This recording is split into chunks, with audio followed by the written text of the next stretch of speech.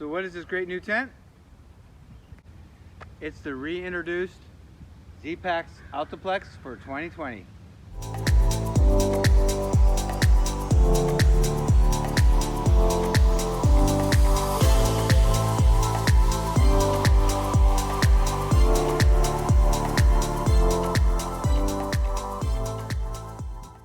So you may ask why I bought this tent, why I chose this tent. I have been backpacking for about 4 years. I've done thousands of miles since then. I attempted to thru hike the Pacific Crest Trail last year, made it 903 miles before breaking my ankle, but I am 6'3". I started that trail last year at 250. I'm about 220 now, but I'm a bigger guy. I have struggled and tried many tents and have been unhappy with every one of them for one reason or another, and I've been searching for a tent. I knew about this tent, I've heard about this tent, I've known people that had this tent.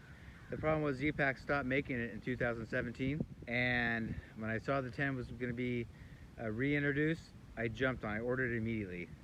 I want to go over the tent and what it offers and its features and benefits, things like that, and tell you why I chose it and why I cannot wait to get in this thing and get out there and backpack and camp in it. So first off, I wanted to go as compact and light as possible, but it's hard with a big guy. I used the Tiger Wall from Big Agnes UL2 last year on the trail, and it gave me enough room widthwise, but lengthwise my head and toe were touching. I always got condensation on my quilt, on my hat, or my beanie, or my head. Also, when you are taller, things that other people don't think about is you are on an air mattress, so you're raised up. So when you would sit up in the morning, and let's say I would change clothes or things like that, or try to eat, my head would hit my other tent and get condensation on me as well. So what's great about this is this high peak.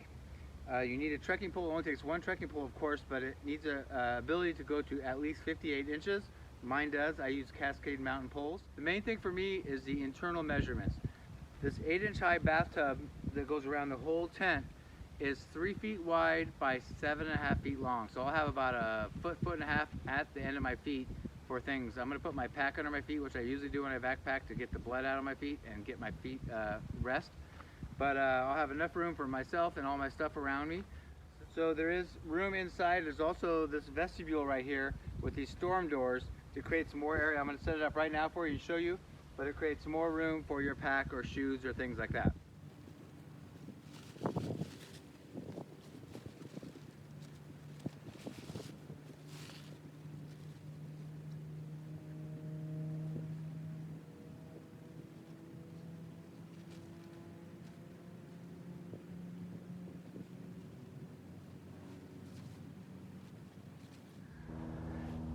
So as you can see, these storm doors overlap for rain.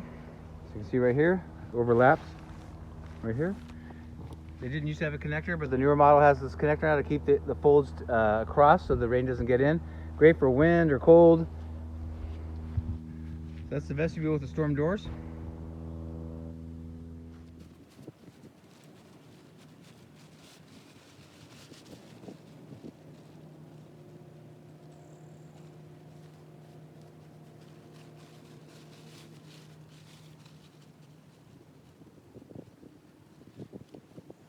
Also, what's great about this is, if you guys can see this front porch kind of area, when rolled up, hangs over the edge. So if you were to get condensation coming down or rain, it would come down on the outside, basically on the outside of the tent like this. And so if it's light rain, or let's say water drops falling from the trees, you can leave your doors open and still get breeze and air if you want and be okay. So it's a nice feature that hangs over the door. With that said, you have a double zipper rainbow type door. It's obviously one door only on this side, and it double zips from any angle. I like it because I'm a big guy. When I zip the whole thing down, I have plenty of room. So let me show you that. See how big the opening is there for me? Get in and out, no problem. So let's go over the tie-outs really quickly. You can put this up with a minimum of 6 stakes. I have 10 here. I find it's best with 10, but you know, show you the back of this. You can see it's semi-translucent. I have the drab green color. So they make it in 4 different materials. There's the blue, there's a camo, and an olive green.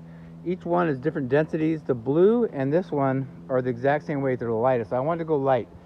I really actually like the blue better, but I got the olive drab because I'm going to hopefully finish my through hike this year and do a lot more backpacking trips, but I wanted to self camp and go places and put my tent at places where my tent didn't stand out. So I purposely got the drab green so I could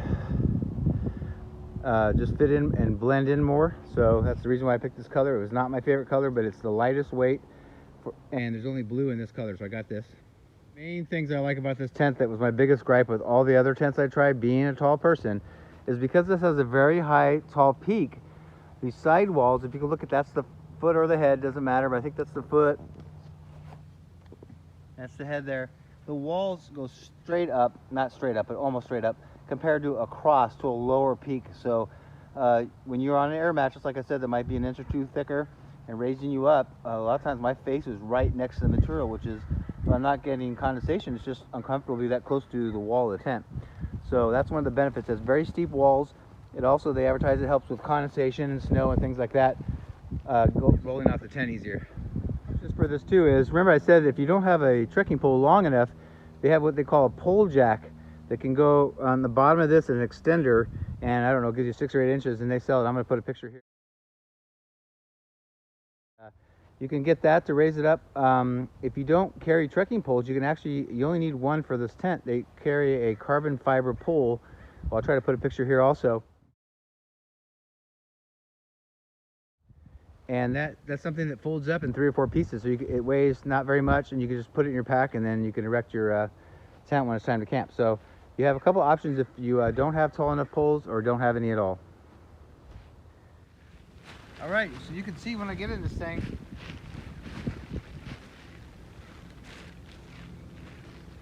I have a good 10 inches to 12 inches on each end. The roof's pretty high up above my face. My feet aren't close. And yeah, tons of room. I plan on sleeping closer to the door where it's higher up and more room, and putting my stuff on this side.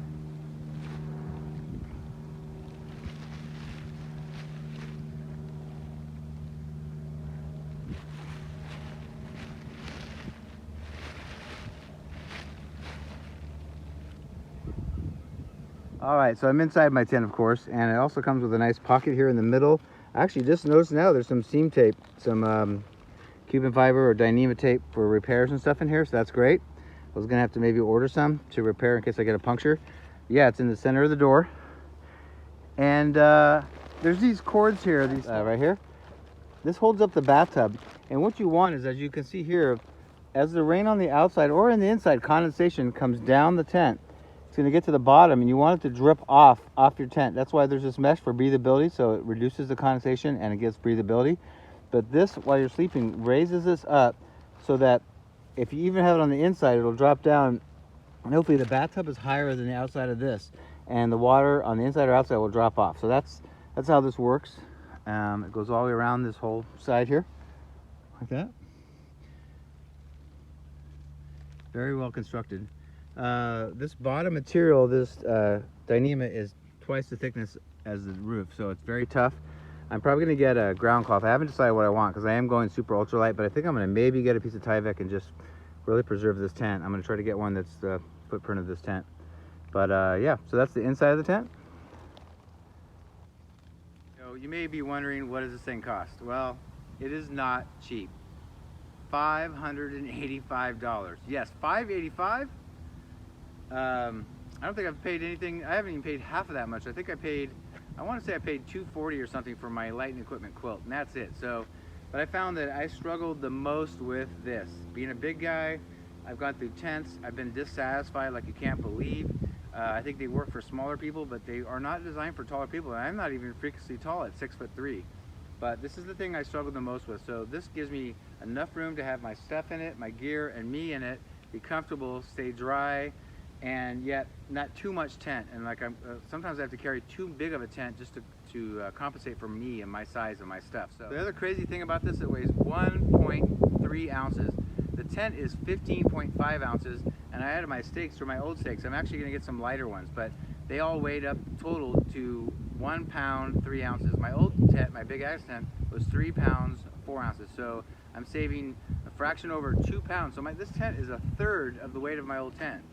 So in the interest of going lighter, more compact and small, and carrying less weight, this marks off everything I need. So I'm really excited about it. I'll be testing it soon, so stay tuned for some of those videos. I'm going to do a video up on how to set it up. Also, I'm going to be doing some short overnighters on the PCT here where I live near San Diego, out in the desert. So I want to try it out, test it out amongst some other things. So look for those videos if you want to see the tent and the trail.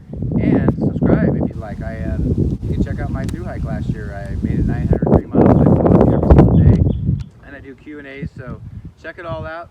Follow me if you like, and hopefully this June I'll be back on trail trying to finish the remaining 1,750 miles. And that's about it. I hope you enjoyed it, and for now, Marmalade's out.